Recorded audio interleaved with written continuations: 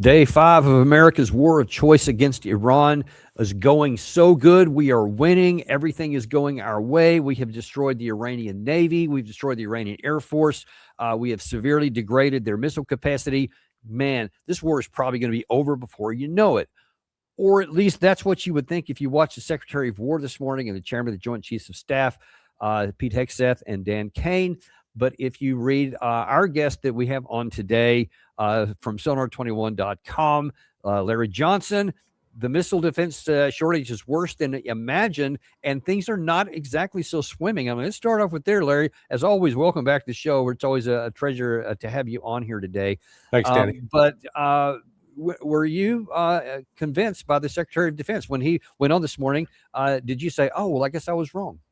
He either is not being properly briefed, he is a liar, or he just refuses to accept the reality that he has been briefed on. So, you know, this is not, we're not going into top secret special access program information here.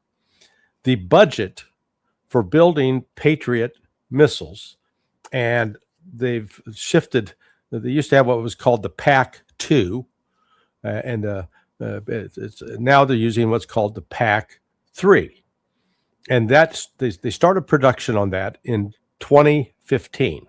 The first prototype came out in 2014, but in 2015, there's within the DoD budget there's a line item set aside for these kinds of weapons, so you can calculate how many have been produced each year. For the first 6 years, the number produced annually was between 100 and 300. So I wanted to estimate total size. So I just said, let's assume it was 300 each of those years. That gives us 1,800. Then that took it from 2015 through 2020. Then starting in 2021, 22, 23, 24, you get 500 missiles a year. And let's say it was 550. So that would take it up to 2,200. So we'll test everybody's math skills. 1,800 times 2,200 is, 4,000. And then in 2025, the number went up 620. So, you know, we're sitting roughly at, fourth. If we'd never fired one of those missiles in anger, if they'd never been used in war, you're looking at a total of 4,620. So when you then look at consider that how are these missiles employed when there is a threat inbound, at a minimum, you fire 2.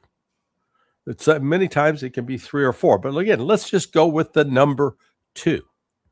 Well, we've got 847 of those Patriot missiles were sent to Ukraine, and they were sent to Ukraine at the end of 2022. Now, since then, Russia has fired an estimated 12,000 ballistic missiles and cruise missiles. So obviously, Patriot missile has not even been a factor at all in dealing with the threat, because if Patriot missiles had been engaged, and you engage them at 2 apiece, the total inventory of the United States missile fleet as of December of 2025 would have meant they could intercept about 9,240 missiles. So, and we haven't even talked about what's been fired in the Persian Gulf and in Israel. Then we look at the fact that CENTCOM, Central Command, who's got this is its area of operation, area of responsibility, they're not the only U.S. military command with a battalion or a battalion of Patriot missiles. So you've got INDOPACOM, they've got 3 battalions, and in each battalion you have 4 to 6 batteries, and each of those batteries will usually be stocked with either 72 or 96 of these Patriot missiles. So not to put this into, we're doing math class here on Danny Davis Deep Dive, and everybody will get an algebra certificate at the end of this broadcast. But when you total that up, out of that, let's just assume that the current inventory going as of at the start of this war on February 28th was 2,373. That accounts for what was used up in Ukraine. So right now, if you say that there are these 4 battalions of Patriot missile battalions, and let's assume that they just have 4 batteries each, not 6. So 4 times 4, that's 16. And then let's assume are they 72 or 96? Well, let's go with the 72. That's a much lower figure. Well, that means you get 1,152 missiles. So subtract that from the balance that we started with that was supposedly available of 2,773. All of a sudden, we're down to a level of an inventory level that if Iran is firing 60 missiles a day, this supply will be exhausted in 20 days. So conceivably by March 20th, the U.S. would be out of Pac 2s or Pac 3s. Now, what's interesting is there's pictures emerging that an older variant of this missile called the Pac 2 that really has been taken out of service, it's now being used. Well, why is it being used? Because that's the only thing we got left, I would argue. So this is, Hegseth saying this stuff, it's nonsensical. You don't have to reveal secret plans, but to insist that we're flush with missiles, that we don't have any shortages. So with the annual production of the Patriot Pac 3 down to 620 a year, they said, well, we got the THAAD. Yeah, the THAAD costs $13 million a piece, and we only produce 79 of those a year. And they fire in the same way that the Patriot does, 2 per target. Yeah, Gary, if you can put that graphic we have up there, I think it's called not the math of action. It's interceptor economics, I think is what. Yeah, there's the one right there. So there's some of the issues you have right there. There's the Arrow interceptors at $1 million, the THAADs at $12.7 million, SM-6 interceptors 5.3 million. And then you look at the cost ratios down there at the bottom of these Shahed drones versus those, and you see how really bad that math works out. It's talking about math problems. Yeah, I mean, no, we're, and then when I start totaling up the costs of war, my understanding is that radar that was taken out in Qatar and at Al Udeid cost $1 billion. Yeah, so, I've seen that validated. Yeah, $2 billion. So there's $2 billion up in smoke. I mean, plus the loss of the capacity. I mean, it's even more than the money. Yeah, because when you talk a multi-layered air defense system, those radars, they were the foundation. They're like the base of the pyramid.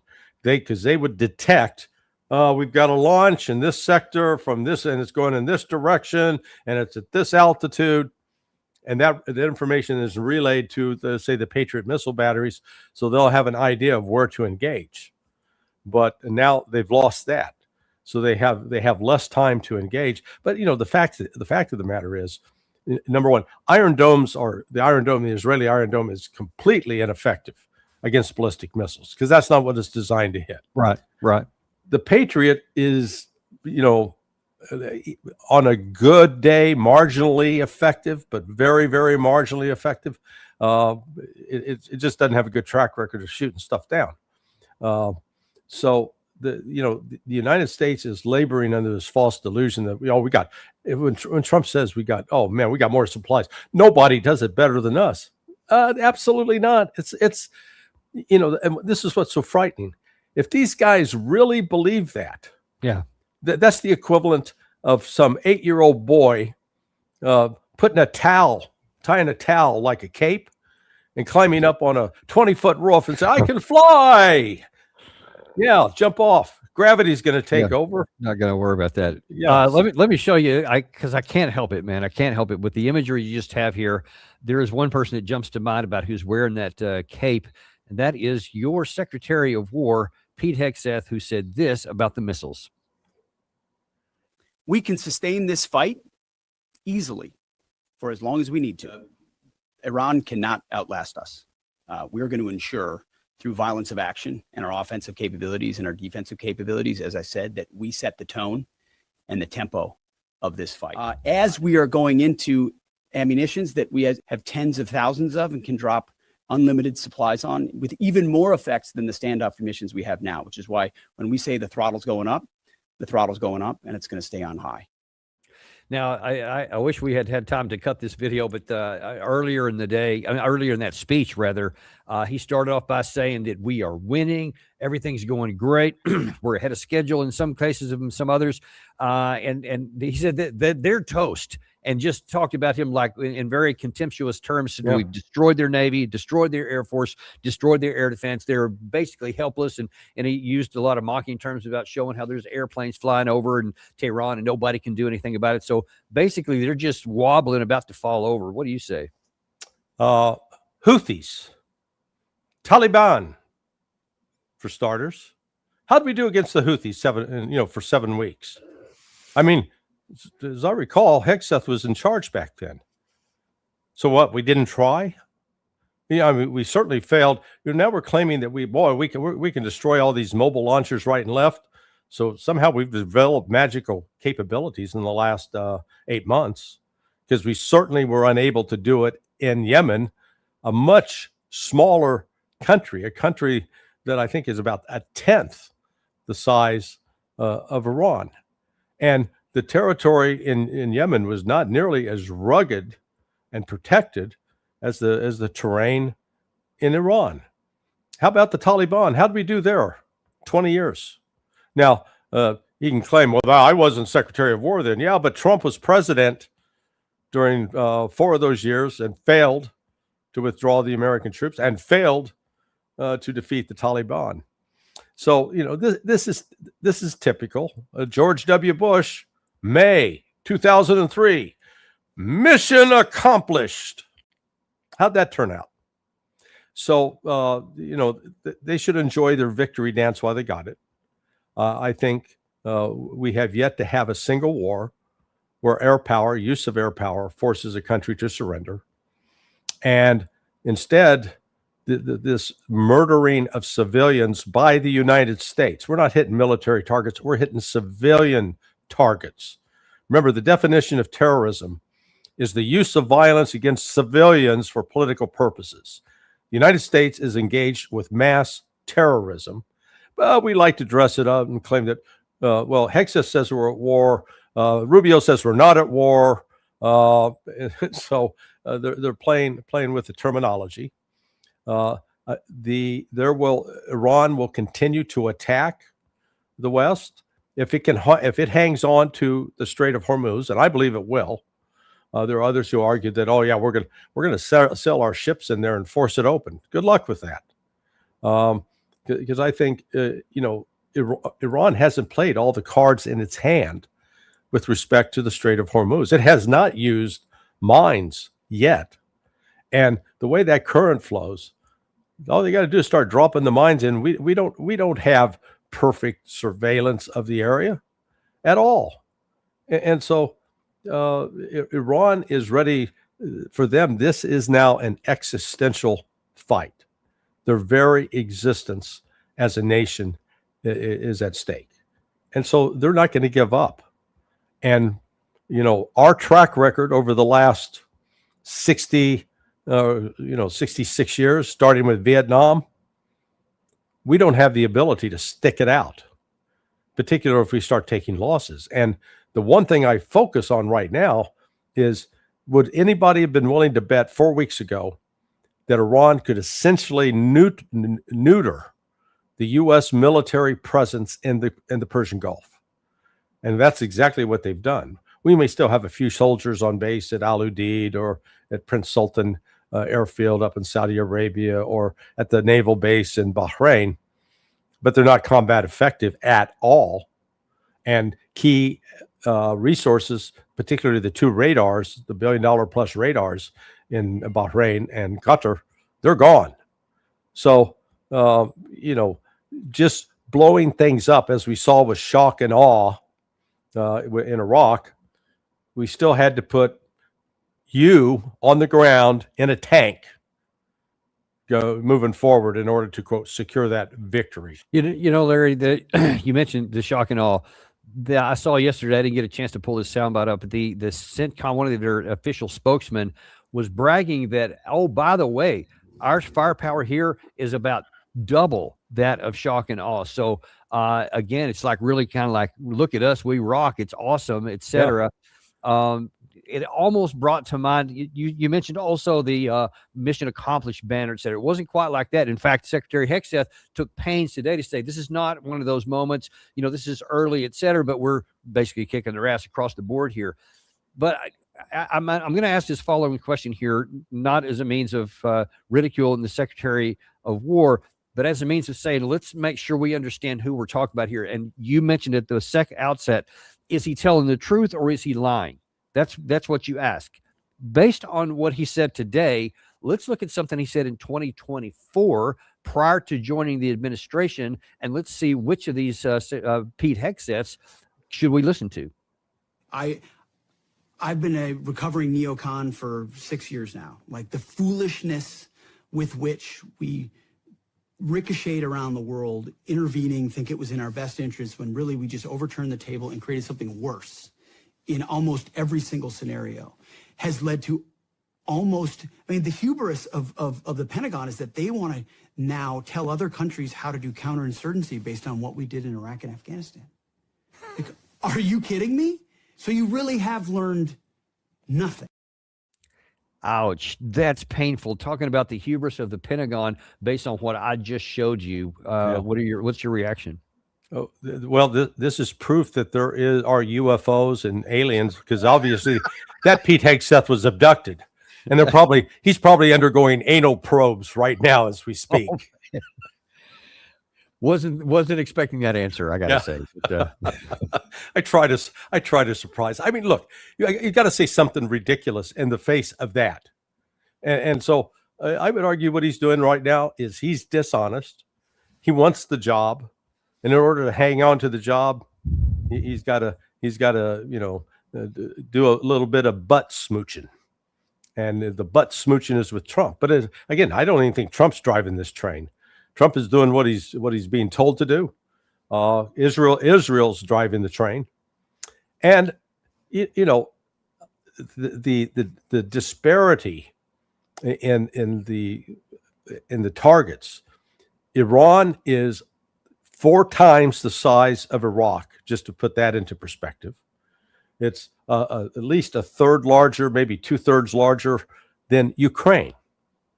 Now let's step back and without getting involved with any particular country, just look objectively. Russia has put an amount of firepower on Ukraine over the last 4 years that dwarfs anything the United States is going to do. Dwarfs, because they've got an array of ballistic and cruise missiles that we don't have. And yet, with all of that firepower brought down on Ukraine, it has not caused the Ukrainian government to collapse yet. Now, it may eventually, but we're talking so there's no quick solution. And what the Trump administration is doing with stupid statements like this by Hegseth, they're sort of building up the expectation. Oh man, this is going to be done. Oh, Iran's going to fold. Man, they're going to fold in a heap. Anytime now. Anytime. This and so by a month from now, when this is still going on, and Iran is still firing missiles into Israel, that's the other thing that's going on here. The control of social media by the Zionists like Larry Ellison of TikTok, other social media platforms, they're preventing the images of what's taking place in Israel.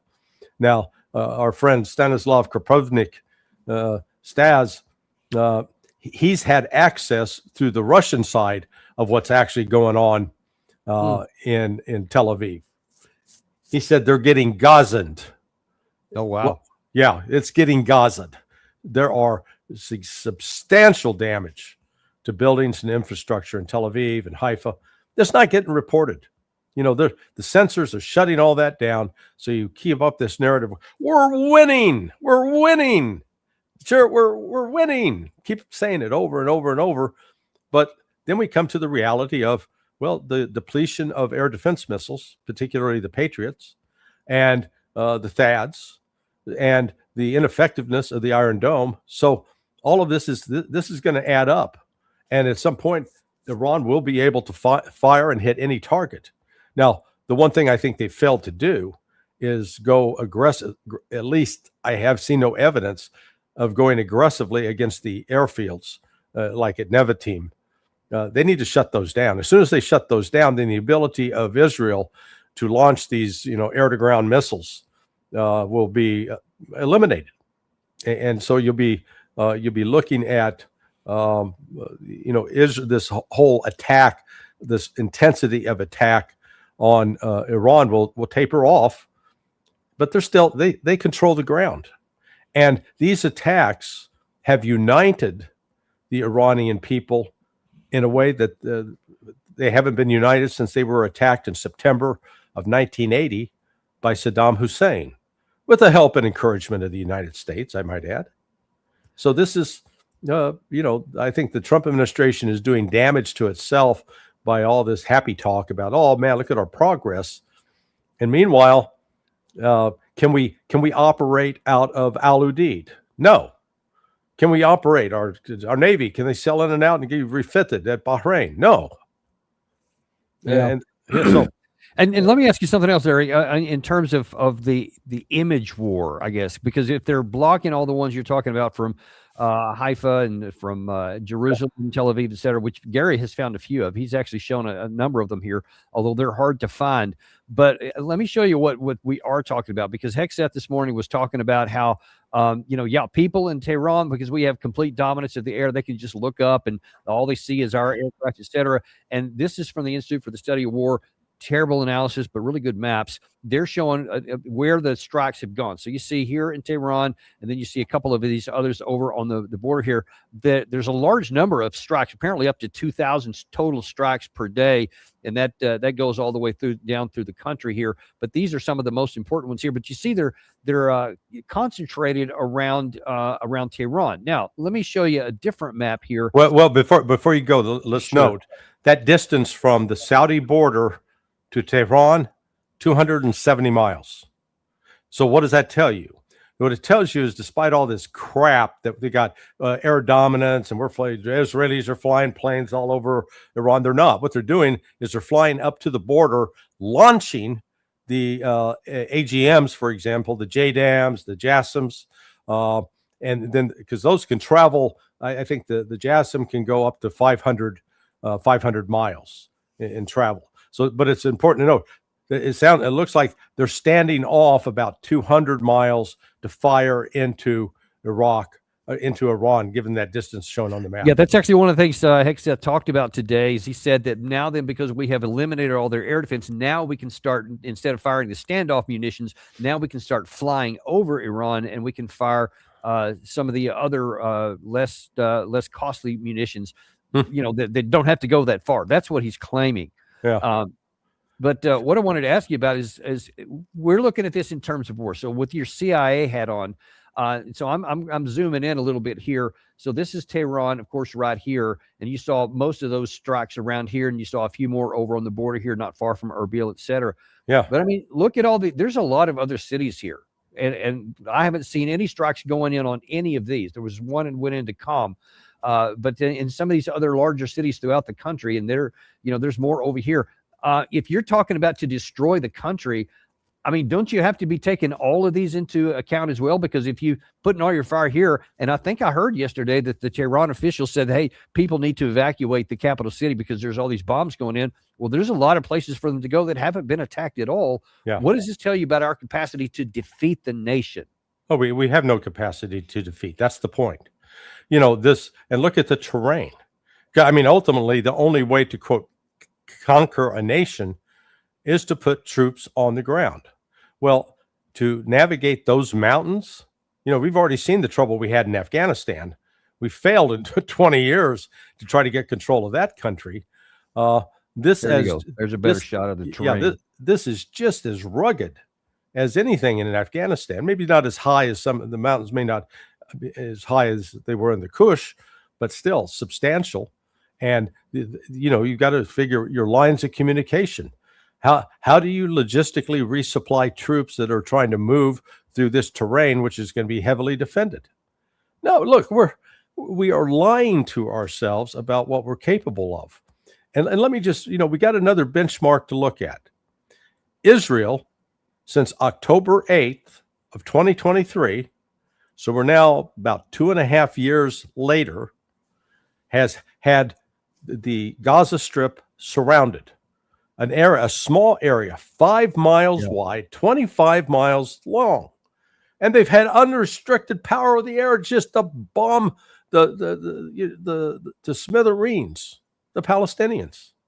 They've killed their main leaders. Has Israel won in Gaza? No. I mean, come on, people. Wake the hell up and recognize what the limitations are air power. Can we blow the shit out of it? Can we level the earth? Can we kill a bunch of civilians? Absolutely. And what does it accomplish politically for you? Is Israel now able to walk what's left of the streets of Gaza? No, not at all. And now they're invading back into southern Lebanon and getting ambushed. Two more IDF soldiers were killed today in a Hezbollah ambush. The Houthis are going to start coming back in. So the air power can do some things, but it's not a golden ticket and it's not magic. If Israel, with every logistical and military advantage you can have in the world, in terms of being able, you've got it surrounded, you've got them confined to a specific area, you've got seemingly unlimited firepower, and with your Air Force, you can't defeat these people on the ground in 2.5 years. Yeah, and so you see, there's Gaza, there's the little one there. Then you would just zoom back a little bit here, past all of Jordan, past all of Iraq, which you said was pretty big, and then you see all of this with Iran. So you can't even see it anymore. It's all this tiny little thing here, and the entire country of Tehran. And again, I just zoomed in just in this one part here. There's Tehran, and then you just roll on. There's still big cities. There's plenty of places that haven't even been touched with bombs, folks. So how do you think you're going to win this war? And where is all the optimism that Secretary Hegseth and all these other folks keep talking about? Yeah, no, they're lying to themselves. And, they're not using just basic critical thinking skills. I mean, let's draw upon not just our own experience, but let's draw on the experience of the Russians. So, and the question is can air power defeat an enemy that is entrenched in a particular area? And the answer is no. But we've seen it. It's failed in Gaza. It's failed in Ukraine. It failed in Afghanistan. It failed in Iraq, where we tried it, and it's going to fail here in Iran. And we think we can, quote, do a war of attrition. I know that the intel estimates, they believe that Iran is running out of missiles. I think Iran is, you're seeing a change in strategy because on February 28th, when the attack first started last Saturday, what happened was they had pre-planned, said, okay, if we're attacked in the capital, each of you military districts, you're on your own. You figure out what to fire. You figure out what targets to go after, etc. So everybody, you had all these different units operating independently. Now I think they're coming back. They're starting to get some central command and control back in place. And then as you're showing these missiles that are being fired out of the ground, these aren't mobile launchers. And where the hell how the hell do we bomb them and be able to destroy those? We can't. I don't care how many To me, that was I'd never seen that until we found that video, I guess yesterday or maybe this morning, where there's not even, you can't even see a hole. There's no sign at all. And how many of these, I mean, do you have any sense how many of these things do you project that there are in Iran? I would project at least 10,000. Oh, snap. I wasn't expecting that high of a number either. That's going to be a real problem. Yeah. No, it's when you look at the video of these the Gary's showing right now, okay, these are underground missile cities. Just start counting. These go on for miles, not a few hundred yards, miles. Why? Because they started dealing with this during the Iran-Iraq War, or the U.S. sponsored Iraq War, and then with the continued threats of the United States over the years, going back to, when it really intensified in 2005, Iran's taken steps to not only have a place to store missiles and launchers, but also manufacturing capability. So it's beyond the capability of most, 99.9% of U.S. munitions. There might be some bunker busters that we could potentially destroy, part of a tunnel. But again, these stretch for miles. These are not in just one isolated area. Larry, I want to, for all of the braggadocio and all the chest beating that Secretary Hegseth did in front of the cameras and does a lot that Trump is saying, after a briefing yesterday to the Gang of Eight, at least the Democratic senators came off there with a little bit different view here. I want to show you one who is one of the more responsible Democrats, so he's not one that's just looking to harm the Republican Party, and that's Senator Van Hollen, because he said that he saw this war of choice in the United States by President Trump didn't seem to have an attainable objective. Right? Even today in the Oval Office, the president was spinning all sorts of rationales. On the one hand, they say it's to go after Iran's nuclear program. We know Iran has no nuclear weapons capability. After all, the president told the country that it had been decimated last year. So then they say, well, we're going to go after Iran's ballistic missiles. Well, Iran has no ballistic missiles that can get anywhere close to the United States. Zero. And of course, then Donald Trump said he was going to liberate the people of Iran. But if you look at public reporting about the CIA's assessment, it says that they concluded that if you get rid of the Iranian leadership, you're very likely to get a even more radical group in their place. And Larry, that's the part I really wanted to ask you about there. Yeah. He's saying that the CIA is apparently saying that, listen, if we did get somebody else in there, they could be more radical. Now, I think, and this is what I'd like your opinion on, I think that he's referring to the fact that the Ayatollah, for the last however many years he's been in office, has had a fatwa against having a nuclear weapon. So he's the one that was the voice of moderation when there were others that were shouting for, no, we need to get one. And now he's gone. Right. So even aside from whether there's a regime change, there's already a leader change that's happened. What do you think that the possibilities are that the next leader doesn't repeat that fatwa? I think it's 90% that Iran will have they'll have a nuke, a functioning nuclear weapon, maybe by July. I think it could be that quick, maybe sooner. I mean, they've already, they've done the work in the past. It's technologically they've got the ability to do it. But as you correctly noted, when Ayatollah Ali Khamenei took over 36 years ago, so he came to power in 1990, and he's only a 50-year-old man at that time, but he said, hey, in accordance with the word of God, of Allah, we will not build a nuke. It is a sin because of the death and destruction it can cause. And his word held firm. And then there was pressure all along from IRGC and others. But now what they're saying is they're going to say, the blood of these 165 girls Yeah, cries that's not from helping the our side. cries from the ground for justice. The blood of this volleyball team that was murdered cries for justice. Then the only thing that has been proven to protect a nation from being attacked like this unjustifiably. I mean, there was absolutely no warning or reason to do this other than we just don't like Iran. The countries that have a nuke don't get attacked like that. So I think the restraint is off now.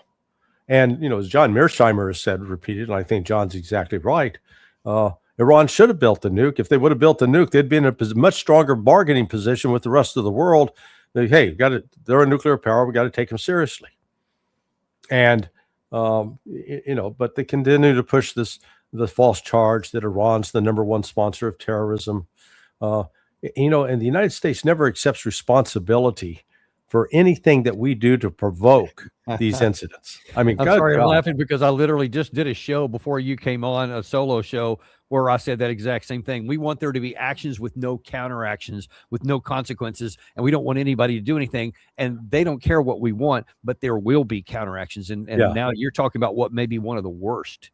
Yeah. I mean, with, when we attack Iran via the proxy, Iraq, and it results in the deaths of 300,000 plus Iranians, maybe more, then we're surprised that they chant death to America. People are, why are they, we've been so good to them. Really? and it's just like, we blamed the Marine barracks on Iran. That wasn't Iran. That was Amal.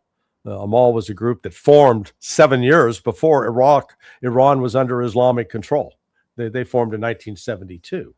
But all of this entire thing revolves around the fact that Palestinians, Shia Muslims in particular, who were disenfranchised of land by the Israelis, by these foreigners that came out of Europe, have been fighting to regain their land. And, there have been acts where they do attack civilians, were legitimate acts of terrorism. And when I say legitimate, I mean, they're bona fide acts of terrorism. It's not that they're legally entitled to do so, but that's why it happens. And then you get into this back and forth where one side hits and then the other side hits back, and then it's a ping pong match. Right. A lethal one. And by the way, I want to share one other thing here, because you mentioned about the whole nuclear issue, and this may have changed the dynamics that hadn't existed in 47 years. And then we also have to swing back, and this all coincides with the author of this whole operation, which is not Donald Trump. He was coerced into it, but it's Benjamin Netanyahu, who went on television here in the United States to try and show you why it was actually a good thing and you should be happy about it. Look, nobody stopped North Korea, so they now have ballistic missiles and nuclear warheads. But they don't say death to America. Iran is 50 North Korean. Iran is committed to your destruction. Look. Iran is 50 North Koreans. My goodness, I had no earthly idea. What do you say to that? Iran doesn't have as good a Korean barbecue as Korea does. I'll point that out. No, this is, Netanyahu has been predicting that Iran is on the verge of having a nuclear weapon for 40 years. But I guess if you predict it long enough, it'll eventually come true. And the irony here is, I think it's likely to become true because of Netanyahu's actions, because of his, unjustified attack on Iran. But look, it's not just Iran. Netanyahu and his band of Zionist crazies, they've been killing people in Lebanon and Syria and Iraq, and not to mention Iran and Yemen. So, you know what? I think they're the problem, and I think unfortunately they have set in motion forces that are beyond their control, and militarily, despite all the tough talk and about how much they're kicking ass, again, if they're so tough, why haven't they been able to defeat Hamas, which is in a 5-mile by 25-mile box, which they don't have heavy weapons, they don't have an air force, they don't have missiles, they don't have artillery, and yet Israel can't beat them. So, that's a reality. And so people wrap your minds around that. Well, no matter what he says, that doesn't give Israel suddenly magical powers to defeat somebody that on paper they should have defeated 2 years ago. It shouldn't have taken 2.5 years. But again, Israel, they're cowards. And I call them cowards, call them to their face. Because you know why they didn't go in with conventional troops? They were going to lose too many soldiers. Because Hamas was not going to go quietly. They were going to fight. Because they're fighting for their land. And they took time to build fortresses inside the Gaza land strip for that precise purpose. So Israel tried to wipe it out from above. And it failed. Completely failed. Yeah, they've killed a lot of Palestinians. And yeah, they've disrupted Palestinian society. But in this, they haven't made the Palestinians hate Hamas. If anything, that's rallied more support to Hamas. Just as what's happening now in Iran. I saw one guy, he was in his mid-50s. He was sort of he was a veteran of the Iran-Iraq War. And he was commenting, he says, my kids and my grandkids always, were puzzled at why were we so angry at the West? Why, America's not that bad. And now they're seeing it. And he says, now they understand. And the attitude of the youth is rapidly becoming anti-Western because they're seeing the murder of their classmates, of people just like them who didn't do anything. And it's not attacking military targets. It's attacking hospitals, killing babies. So, I mean, it is, again, the exact opposite outcome that Trump and Netanyahu allegedly want to achieve is the exact opposite's coming to pass. Yeah, and in fact, I want to go there next, and this kind of ties into literally everything you just said there about the growing animosity toward the United States, the changing dynamics about how people even view us, et cetera. And then you got to get to how can this end? Now, I won't show it to you right now, but Lindsey Graham went out yesterday and said, listen, the Iranians, they just want to, the reason what they're doing right now, their strategy is to bomb all these things so that we will sue for peace. That's what he said was their strategy. That's why they're hitting all these targets, et cetera. As you've already said, I think you anticipated this before the war even started, was that's not what they're doing. But then I also showed Foreign Minister Arakshi, who was complaining on ABC News yesterday about saying, dude, we were negotiating with you in good faith in 2025. You attacked us. You did it again here. So the idea that we're now suing for peace to try and get this off the table is ridiculous. Yeah. And then this is what I do want to show you. Our Secretary of War, Secretary of State. Sorry, I get confused with Hegseth and Rubio because they seem to be battling each other to be the Secretary of War. I don't see any diplomacy in him here. And this video here is just putting that on stark display. Which one, Danny? Sorry, this one right here. Let me explain to you guys this in simple English, okay? Iran is run by lunatics, religious fanatic lunatics. They have an ambition to have nuclear weapons. They intend to develop those nuclear weapons behind a program of missiles and drones and terrorism that the world will not be able to touch them for fear of those things. And this is the weakest they've ever been. Now is the time to go after them. The president made the decision to go after them, take away their missiles, take away their navy, take away their drones, take away their ability to make those things so that they can never have a nuclear weapon. That's why the president made this decision. It was the right decision, and the world will be a safer place when these radical clerics no longer have access to these weapons. You see how they're using them now. Imagine how they would use them a year from now if they had more of these.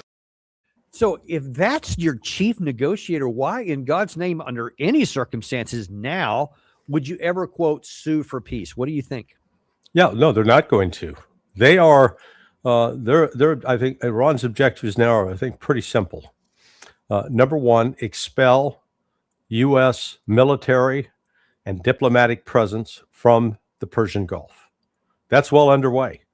That's why they're attacking the embassies in Saudi Arabia, the U.S. Embassy in Saudi Arabia, U.S. Embassy in Doha, Qatar, and in Dubai, United Arab Emirates.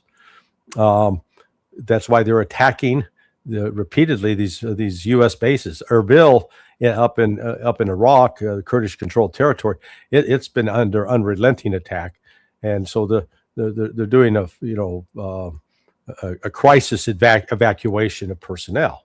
So you're not going. Those bases may sit there and may still have a U.S. flag flying over them, but you don't have U.S. personnel coming to work every day and doing their 8-hour shift or doing the night shift in a crisis action center. So driving the United States out, then crippling the Western economies. That is what choking off the oil coming out of the Persian Gulf, oil and liquid natural gas. Right now, the liquid natural gas produced by Qatar represents well over a majority of all the liquid natural gas produced in the world. They've shut down, and even if they got started back up, they wouldn't be back up to normal operations for at least a month. So that means that the price of liquid natural gas it's going to go through the ceiling. And what most people don't understand is when a country buys contracts for gas, like what's being produced today was put under contract 6 months ago or a year ago. So it's not like you just run out to the store and buy another. Hey, give me 2 more gallons. No, that's not how it works. So this is going to cause significant disruption. And opening the Strait of Hormuz, Trump pretends, okay, we'll send in U.S. naval ships to do that. I think if he does that, at least 1 or 2 of those ships will end up being sunk. And then that will further escalate, digs Trump in deeper because he's got to show that we can't be beat, even though when we're being beat, we can't admit it. I know your time's limited here. I want to do kind of a quick lightning round to get your view on a couple of different things. One of them is can you talk a little bit about the innovation of the Iranian side in this war here against it, or obviously going against a much more powerful opponent here. This information right here, this news out is that the Iranian side had painted on the ground targets that appeared to be aircraft, and yet when they're bombed, it turns out that I think they call it an anamorphic ground painting. Turns out that it was just paint. So we're attacking non-existent targets. Yeah. Is this just kind of a curiosity, or is this indicative of somebody who's actually has a chance to do something meaningful? Oh yeah, no, they knew they were going to be attacked, and so they put out dummies, decoys. You were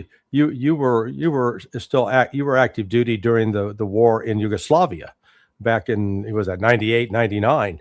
And there again, we kept our U.S. Air Force kept claiming, "Oh man, we're blowing up all these artillery pieces of the Serbs." It turns out they were logs. They were decoys. So you got those decoys. Then we saw the other day that Iran shot down 3 F-15 Eagles, and people said, "No, they didn't. That was the Kuwaitis. The Kuwaitis shot them down." Oh right, yeah. So every aircraft that's flying with an IFF transponder, an identify friend foe transponder, they all 3 stopped working, and they stopped working in successive times, and nobody ever figured out they were shooting down American aircraft. Yeah. The best common sense test. Please go blow that smoke somewhere else. So we keep lying to ourselves about all this. Apparently, there's a 4th F-15 that's also been shot down, by the way, that the Iranians have claimed so far. So next thing I want to talk. Yeah, so it's not at all innovation. I've already showed you those videos where they have created something that nobody knew about, or at least wasn't talking about, where they can literally fire from non-existent silos that no one could even identify out of the sand physics. So that's something that's new, right? And then these here. Now then, one on the other topic here, one of the conversations is that, look, Senator Blumenthal, coming out of that Gang of 8, said that apparently the U.S. is thinking about some version of ground troops. And then this was reported by Alex Ward afterwards, that they're open to supporting groups in Iran willing to take up arms to dislodge the regime. And they're apparently talking about Kurdish leaders Apparently, I think it's not the KRG. I can't remember which one it's called. It's also thinking about going in there. How serious of a threat would that pose to the Iranian regime if you get these Peshmerga and some of these other groups inside of Iran and arm them? Zero. Iran's got they've got a 1 million man army combined between IRGC and the existing army, and then let's call it the paramilitary force. That's why Russia provided 28 attack helicopters to Iran. They're prepared for this. They knew this was coming. And who's going to help Iran fight those Kurds? Turkey. Yeah. I was thinking that Turkey will be the last one and that wants an independent Kurdistan inside of Iran. I couldn't imagine they would in any way support that. No, not at all. They'll be working with Iran to destroy them. So this is desperation moves by the United States, trying to reach. Oh, let's try everything. Throw it at the wall. Let's see what sticks. Because this was not planned out. They didn't have their plan was we're gonna decapitate, and because there's 80% of the people hate the mullahs based upon a CIA survey that turns out to have been false, that Iran will quickly collapse and we'll be able to waltz in, and we'll figure out who'll be in charge later. Maybe we'll try Pahlavi, but that was it. Well, and then you had Lindsey Graham that said, yeah, we're not even going to do that. In fact, we don't care. That's not my job. He said that on Sunday. It's not my job. It's not President Trump's job. Tell me again, I'm sorry, in the last couple, I know you only have like 2 or 3 minutes left, but I wanted to ask you about that. So if you're an opposition figure inside of Iran, if you've seen how we've treated others in the region, to include the Syrian Democratic Forces, by the way, who we just kind of abandoned just a few months ago, and then now that you say we want you to rise up, and Trump says we're coming to help you and we're bringing in force, and then you hear Lindsey Graham saying, I don't care what happens after the regime falls, they're on their own. How willingly are you going to be now to form together, risk your life, and knowing that you're going to be left on your own afterwards? Yeah, exactly. Well, we got history to look at. Go ask the Hmong that fought with us in Vietnam. How'd that turn out for them? Show me a single insurgent group that we've backed in history where they've come out on top and we kept our promises. Oh, and I'll leave you with this, and this will be topic for another discussion. The Venezuelan operation, I know that I've got this solid firsthand from someone directly involved. That was about the $50 million reward. There were Americans working with Venezuelans who were part of Maduro's security detail and part of the intelligence operation that turned everything off. That's how that got carried out. And now what has Trump done? He's refused to pay the $50 million. No way. Lord have mercy. Yeah, and that word's going to get around. The Americans lie and they don't pay their debts. Yeah, not good. Yeah, we'll definitely want to go down that path some more. We'll talk about that next time, but I know you got to run for right now. Thanks so much for coming out and peeling off some time for us. We really appreciate it. All right, brother. We'll talk later. Bye. See you later. And we appreciate you guys too. Be sure and like and subscribe if you haven't done that before. And for all those who are new on our channel here, we're also on podcast.